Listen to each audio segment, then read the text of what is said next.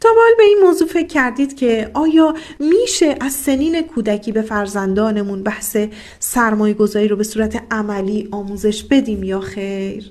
همونطور که میدونید یکی از مهمترین زوایای هوش مالی بحث سرمایه گذاری هست و اولین قدم در آموزش این واژه به صورت عملی نشون دادن ارزش‌ها و زیبایی‌های سرمایه گذاری به فرزندانمون هست. اینکه چطور میشه با سرمایه گذاری صحیح بعد مدتی پول بیشتری داشته باشند و در این راستا و در این فرایند حتی سودی که بانک‌ها به سپرده‌گذاری‌ها هم میدن میتونه قلقلکی باشه برای ذهن فرزندانمون تا اونها رو تشویق و ترغیب کنه به بحث سرمایه گذاری.